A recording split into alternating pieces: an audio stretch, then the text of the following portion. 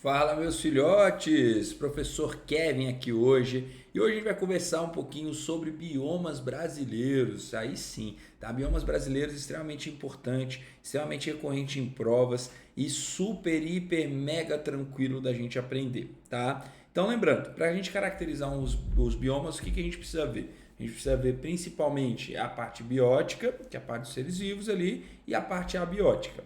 Na parte biótica, a gente trabalha muito com fitofisionomia. O que significa isso? A gente trabalha muito com o jeitão do vegetal. Como é que o vegetal é? O vegetal é grande, o vegetal é pequeno, tem uma biodiversidade grande, uma biodiversidade pequena.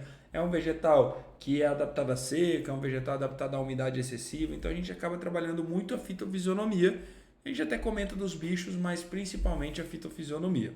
Legal? Quando a gente pensa na parte abiótica, a gente trabalha um pouquinho com composição do solo, então algumas características de composição do solo são importantes, mas além disso, a gente também trabalha, né, um pouquinho ali com a parte de clima, pluviosidade, que é a parte mais importante ali da caracterização.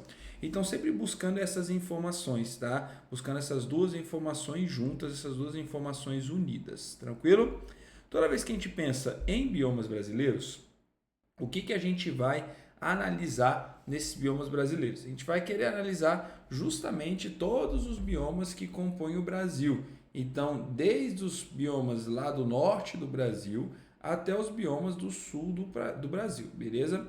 Então, lá no norte do país, o que a gente tem? A gente tem a floresta amazônica ou simplesmente a Amazônia, né, sendo ali praticamente, né, localizada no norte inteiro. Então, o norte todo ali você vai ter essa floresta amazônica aparecendo, certo?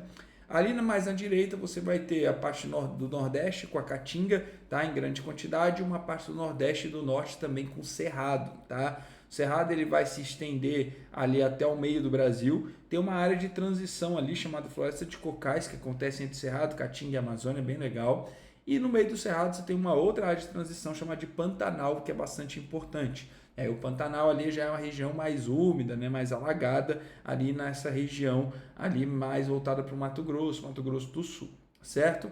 A Mata Atlântica é a mata costeira nossa, ela vai costeando o Brasil todo, do Nordeste, na verdade, até o sul do país. Então você vai ter ali a Mata Atlântica, né, se estendendo toda. Hoje em dia, evidentemente, que a gente não vê tanta Mata Atlântica assim. Afinal, ela foi muito degradada, certo, ao longo do processo de colonização do Brasil. Você tem ali pampas ou campos sulinos, que fica lá na região sul, e você tem os manguezais ali na região que se encontra com o mar. É uma transição também entre o continente e a região oceânica, e a gente vai falar um pouquinho deles também, tá? Então a gente vai falar desses biomas que compõem o Brasil como um todo. Galera, a primeira coisa que a gente tem que saber é se localizar no Brasil. Então tem que saber o local onde fica cada bioma. Eu não posso achar que eu tô lá no, sei lá em Salvador, lá na Bahia, achando que eu tô vendo uma área amazônica, só porque tem árvores de grande porte. Não dá, tá? Eu também não posso chegar lá no sul do país, lá nos Pampas, por exemplo, lá nos Campos Sulinos e achar que eu tô numa savana, achar que eu tô num cerrado. Não posso. Então eu tenho que ter noção de onde fica cada bioma desse para eu conseguir começar a conversar sobre isso, tá? Então, cuidado gigante nisso, beleza? Eu tenho que saber aonde fica cada um dos biomas do Brasil. Esse é o primeiro dever nosso, beleza? Vamos lá. Quando a gente pensa na estrutura aqui de floresta amazônica, que vai ser o primeiro bioma, a gente vai de cima para baixo, beleza? Então, lá na floresta amazônica, o que a gente percebe? A gente percebe que ela é uma floresta tropical. Então, lembrando que a floresta tropical ela é caracterizada por ter uma temperatura alta o ano inteiro e por ter grande quantidade de pluviosidade. E é exatamente isso que acontece na floresta amazônica, beleza? Você tem temperaturas altas com pouquíssima amplitude térmica. Ali a temperatura está na média próxima de 30 graus. E galera, média de próximo a 30 graus é você dizer que em centros urbanos dessa região você tem temperaturas de 35, 36, 38 graus praticamente o ano todo, praticamente todos os dias. Então realmente é uma temperatura bastante elevada, é muito quente. Para quem já teve a oportunidade de visitar regiões amazônicas, percebe o quanto que é calor nessas regiões. E além disso, você tem uma pluviosidade bastante elevada. Então você tem os meses ali de verão, janeiro, fevereiro, março, abril, dezembro, com uma quantidade de chuvas muito grandes, e o mês de inverno, que seria um pouco mais seco, ainda com uma quantidade de chuvas bastante expressivas, né? Afinal, só para a gente ler isso aqui, essa linhazinha significa temperatura, então a gente vê na coluna de cá, a pluviosidade a gente vai ver na coluna de cá. E aí tu percebe que no mês mais seco, aqui os meses mais secos, ainda você tem uma pluviosidade próxima a 100 milímetros, que é uma pluviosidade alta, tá? Então esse é o bioma que chove todos os dias, tá, galera? Para quem também já foi nessa região sabe, todo dia, pelo menos de manhã e no final da tarde você tem chuva, beleza? Dali 3h30, 4 da tarde a gente já sabe que vai ter chuva. É até interessante, quando tu vai passear nessas regiões, a gente já se programa o roteiro sabendo que tem a chuva no meio, para você não chegar lá no meio da chuva, né? A gente até programa, não, depois da chuva a gente vai em tal lugar, né? Ah, não, vamos aqui antes da chuva acontecer e depois a gente volta pro hotel antes que a chuva aconteça. Então a gente tem essa programação aí porque a gente já tem uma certeza, que é a certeza de que vai chover, beleza? As precipitações aqui são superiores a 1.800 milímetros no ano, tá? Mas geralmente alcançam até números bem maiores, tá? 2.500, 2.600 milímetros no ano é bem comum. Uma floresta extremamente heterogênea, uma biodiversidade extremamente grande, tá? Então aqui a biodiversidade é super, hiper, mega grande. E a gente percebe que como tem uma chuva muito grande, o solo ele fica muito úmido. E quando o solo está muito úmido, tem dificuldade de penetrar os nutrientes naquele solo. Então é normal da matéria orgânica, da matéria nutritiva, ela se acumular na superfície daquele solo. Essa matéria acumulada na superfície do solo, a gente dá o nome de serrapilheira. Então serrapilheira nada mais é do que a matéria orgânica acumulada na superfície do solo. Para quem já foi nessas regiões, a gente vai perceber que em algumas superfícies do solo é comum de estar com muitas folhas, muitos galhos, muito tudo. Tanto quando a gente pisa nela, ela chega é fofa, de tanto que tem matéria orgânica ali em cima. E essa matéria orgânica ela fica ali acumulada mesmo. É dali que os vegetais vão tirar os nutrientes dele. À medida que ela vai sendo decomposta, ela vai se tornando o humus, que é aquela terra preta, lamacenta que acontece ali nesse tipo de região. Então você tem o humus ali aparecendo na superfície do solo, certo? Com as chuvas cotidianas, com as chuvas diárias, o que você começa a ter é um arraste desse nutriente saindo do solo e indo para a região aquática, tá? E aí esse arraste de nutriente a gente chama de lixiviação.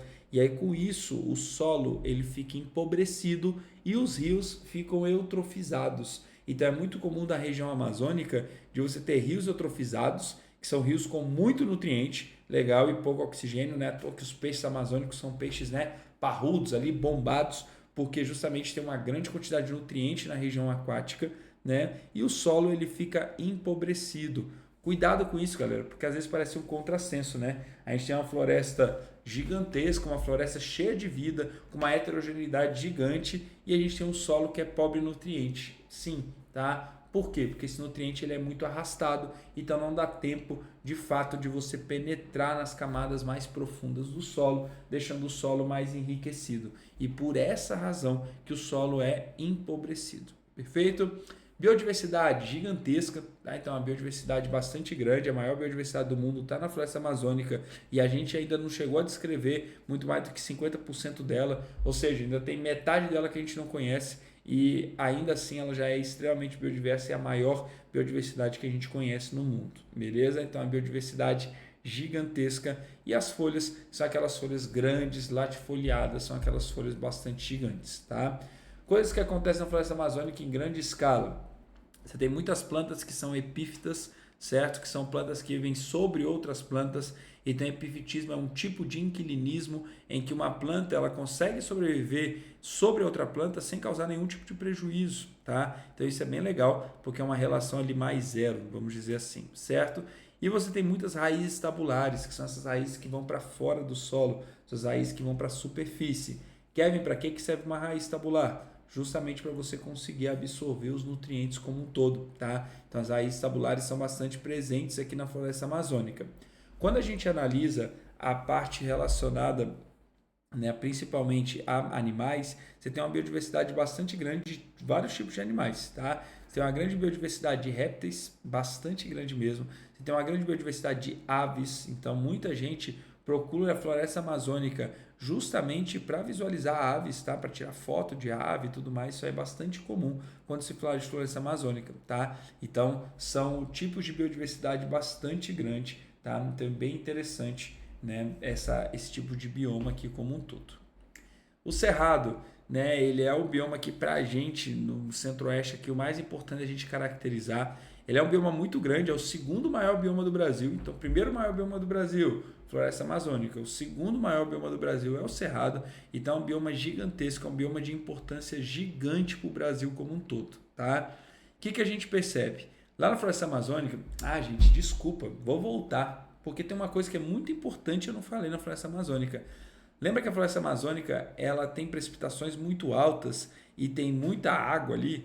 Isso tem tanta evapotranspiração, ou seja, os vegetais jogam tanta água para a atmosfera, certo? Que a gente tem ali rios que a gente chama de rios flutuantes, que são rios, né, que acontece ali no céu mesmo. E é por isso que a pluviosidade é bastante grande. Mas a floresta amazônica ela é importantíssima para umidificar o Brasil como um todo e a América como um todo, tá? Então esses rios flutuantes eles têm um impacto até o sul do país. Então a gente sabe que o desmatamento amazônico ele influencia no sudeste e no sul do país em altíssima escala em relação à quantidade de chuvas e à época das chuvas. Então olha que interessante isso, né? Então isso é bem legal, isso é bem interessante a gente visualizar o quanto que ela é importante como regulador de clima mundial, tá? Então isso é muito, muito importante, isso é uma importância ecológica assim gigantesca da floresta amazônica. Eu não podia terminar ela sem falar isso. Desculpa pelo erro, tá? Mas agora eu falei e tá tudo certo. Agora sim a gente pode ir pro Cerrado. Quando você fala de Cerrado, Cerrado é o segundo maior bioma do Brasil, a gente já falou sobre isso. Então é um bioma que ele se acumula principalmente no centro-oeste ali, né? Então é onde eu vou ter praticamente todo o centro-oeste de Cerrado, mas também ele pega porções do sudeste e porções do norte do país, tá? Então, por exemplo, o estado de Tocantins, ele é praticamente todo cerrado, é um estado do norte do país, beleza? O Cerrado ele é marcado por ter um clima tropical sazonal. O que significa isso? Ele é um clima tropical, é um clima que tem chuvas bastante grandes, mas é um clima que tem uma sazonalidade muito grande nessa chuva, beleza? A chuva ela acontece ali nos meses de verão, então lá no final do ano a gente começa aqui, ó, novembro, começa a ter, né, chuvas aparecendo em maior escala, certo? Na verdade, outubro, né, começa a ter. Novembro essas chuvas aumentam. Dezembro é um dos meses mais chuvosos aqui do Cerrado, junto com janeiro. Aí fevereiro você tem bastante chuva. Março você tem também bastante chuva. Quando chega em abril as chuvas começam a cair. Quando chega em maio praticamente não tem chuva. E aí quando a gente olha junho, julho, agosto e setembro são os 4 meses de seca no Cerrado. Então a gente fala que ele tem um clima tropical sazonal. Não é um deserto, tá? Não é um clima árido, beleza? Mas é um clima que tem uma estação de seca prolongada. Perfeito?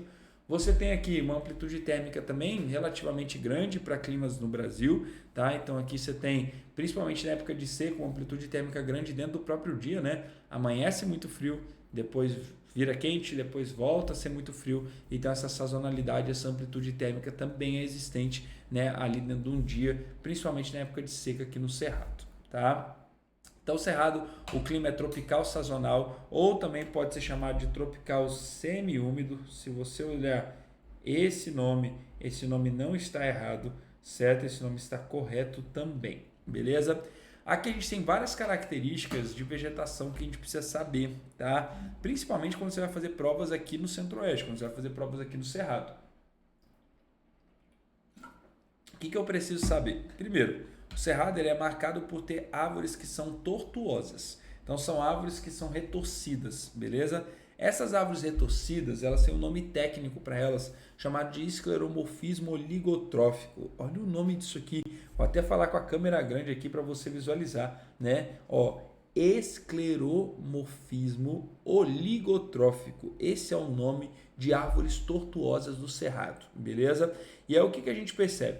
A gente percebe que aqui você tem de fato as árvores sendo retorcidas aqui no Cerrado, isso é bastante interessante. Isso acontece principalmente pelo acúmulo de alumínio no solo, tá? As plantas dos cerrados, elas são pseudoxerófilas, perfeito? Então o que significa uma planta que é pseudoxerófila?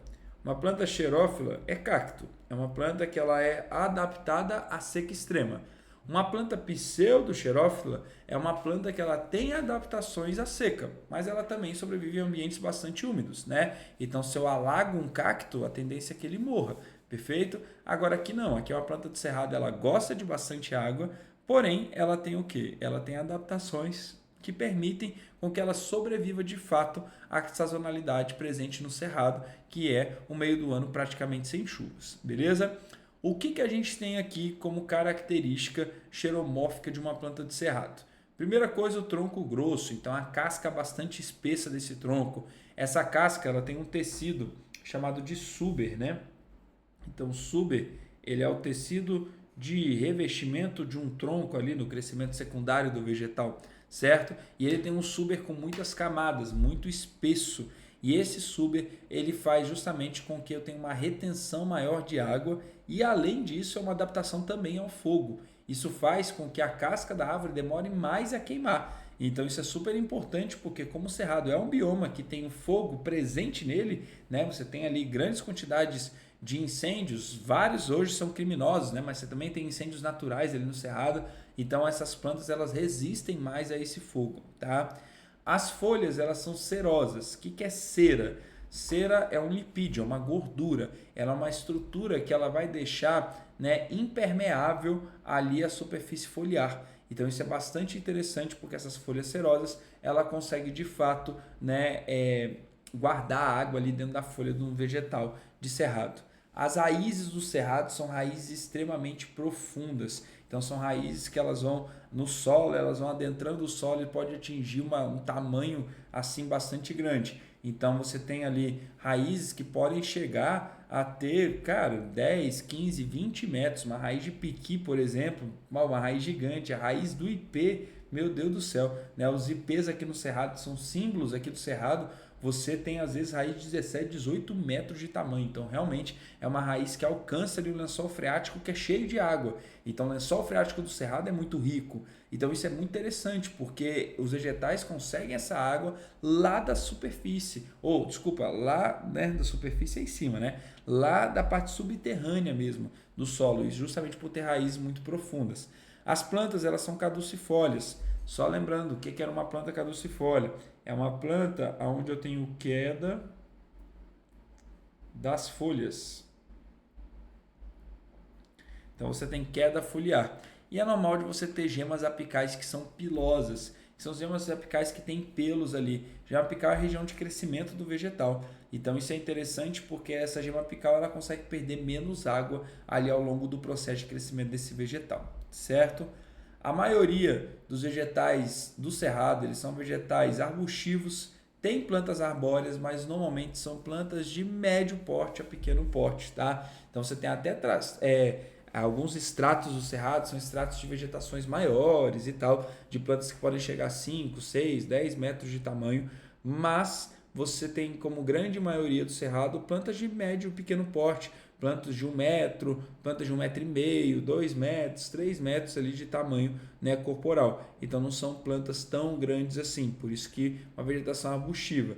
É normal também que no cerrado, apesar de ter muitos estratos diferentes, você tenha plantas que são um pouco mais espaçadas. Então, diferente de uma floresta amazônica, que uma planta acontece meio que uma em cima da outra, né? Aqui no cerrado é normal de você ter plantas mais espaçadas uma da outra, tá? Então isso também é uma característica de cerrado bastante importante. O cerrado ele tem um solo que ele é bastante ácido e bastante avermelhado. Isso é por conta de dois elementos que tem bastante no solo. O primeiro deles é o íon alumínio, tá? Então o íon alumínio tem bastante aqui, isso deixa o solo mais acidificado. E segundo é o íon ferro que deixa o solo mais avermelhado. Não é à toa que quando você tem plantio em cerrado, o solo cerrado é um solo pobre, beleza? Ele não é um solo rico em nutrientes. Como ele é um solo pobre em nutrientes, geralmente o agricultor ele precisa fazer as correções do solo. E uma correção que o cara faz do solo é colocar cal, a gente chama isso de calagem, certo? Isso vai fazer com que o solo ele fique menos ácido, com que ele vai mais para o alcalino. Então isso é muito interessante. Você tem aqui uma diversidade gigantesca de pequenos mamíferos, principalmente artrópodes, legal. Uma diversidade bastante grande também de répteis, principalmente cobras. Então o cerrado é conhecido por ter muito escorpião, muita cobra, tá? Então tem que tomar inclusive cuidado quando for fazer trilha de cerrado e tal, para você de fato conseguir, né, se proteger ali dentro dessa trilha aí, né, que você vai fazer, certo? Então tem uma grande biodiversidade, é um bioma muito biodiverso. Hoje, ele infelizmente é um hotspot no Brasil. O que significa um hotspot de conservação? Significa que você teve mais de 50% da sua área endêmica degradada. Então, no Brasil tem dois hotspots, que é a Mata Atlântica e o Cerrado. Então, o Cerrado tem sido muito degradado pelas queimadas, pela agricultura, pela ocupação urbana também, mas principalmente queimada e agricultura são os dois grandes, vamos dizer que degradadores do Cerrado como um todo. O Cerrado tem uma altíssima importância econômica. A gente sabe que muitas propriedades agrícolas elas funcionam no Cerrado, então é difícil às vezes de conter o desmatamento do Cerrado, justamente porque ele movimenta muito dinheiro. Isso dificulta um pouco o processo de conservação. Além disso, você tem, né, Brasília no Cerrado, né? Então assim, evidentemente que a importância econômica é bastante grande. Você tem um poder econômico aqui na região central do Brasil bastante elevado. Vale lembrar que o Cerrado tem uma importância ambiental muito grande. Alguns autores chamam o Cerrado de caixa d'água do Brasil, porque ele tem uma grandíssima quantidade de nascentes presentes ali na região.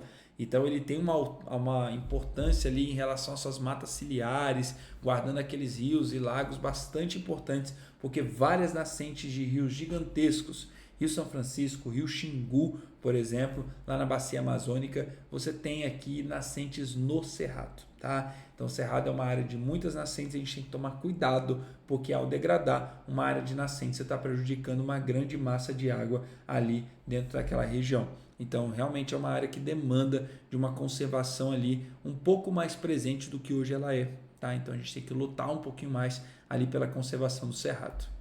Quando a gente analisa os símbolos do Cerrado, né, a gente tem o lobo-guará como sendo um grande símbolo do Cerrado, é um grande mamífero do Cerrado, bem bonitão, herbívoro, né, e super interessante. Para quem já viu um lobo-guará de perto, ele é super bonito, tá, gente? Vale muito a pena, né? Eu já tive a oportunidade de ver algumas vezes em solo de Cerrado mesmo, né? É um bicho assim que ele é fantástico de visualizar, certo?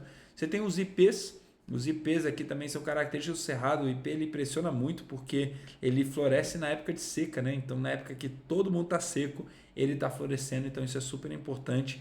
E você tem ali uma grande densidade de queimadas. Vale lembrar que existe queimada natural no Cerrado. O Cerrado é conhecido por ser um bioma de sucessão ecológica rápida.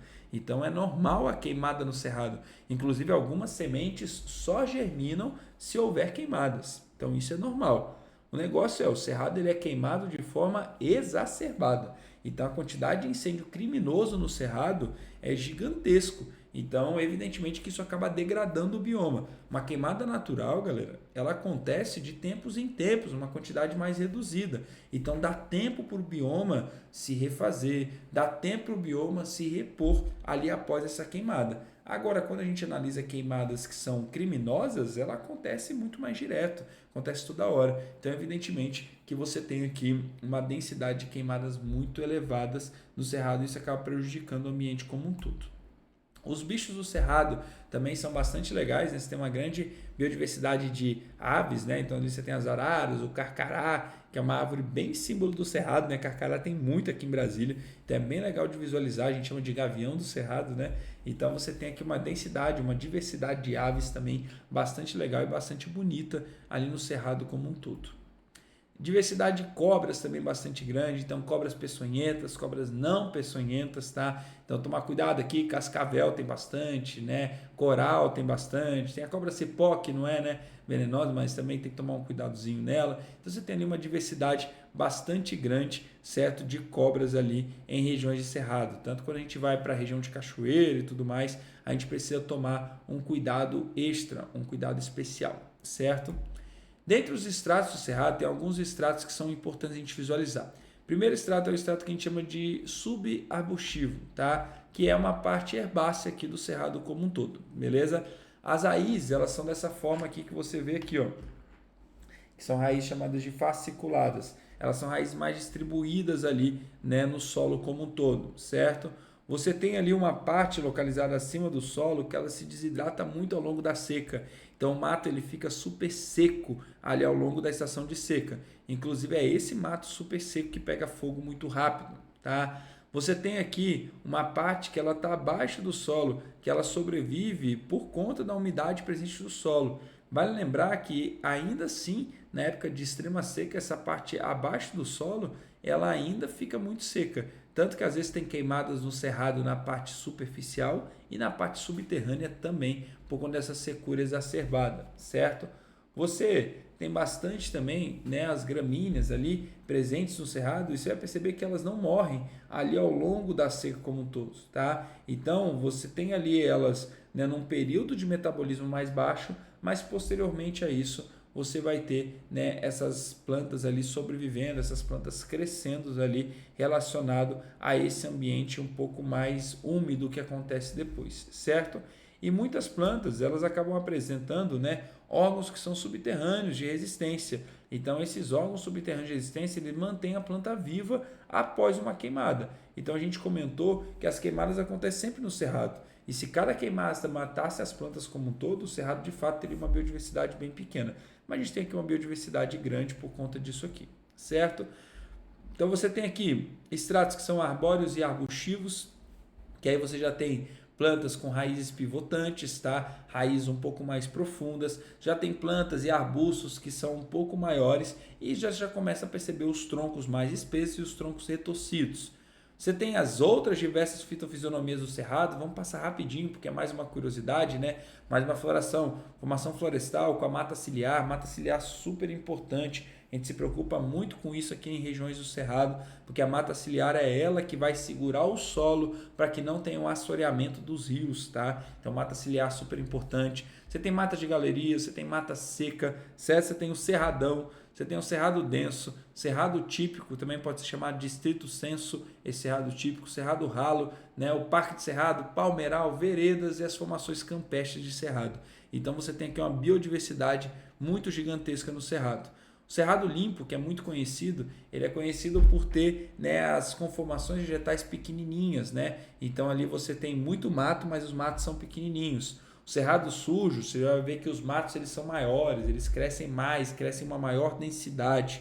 O cerrado, ou campo de cerrado, ele é uma mistura de mato com arbusto. Aqui a gente tem muito na Chapada dos Veadeiros, por exemplo, né? Em Pirenópolis também tem bastante esse campo de cerrado, que é um monte de mato misturado com os vegetais, misturado com os arbustos no meio do caminho. E o cerrado estrito senso também tem bastante, né? Lá na Chapada, que é o cerrado típico nosso, tá, galera? Você tem ali mato e tudo, e árvores espaçadas com troncos retorcidos. Então, uma área típica de cerrado ali presente no nosso ambiente. Beleza? Galerinha, por hoje a gente fica aqui, certo? Ainda tem mais biomas brasileiros para a gente visualizar, mas a gente vê isso na nossa parte 2 de biomas brasileiros, perfeito? Então, né, fica ligado nisso aqui, que isso aqui é super, hiper, mega importante aqui para a gente, beleza? Um beijo, um queijo para vocês e até a nossa próxima aula. Tchau, tchau.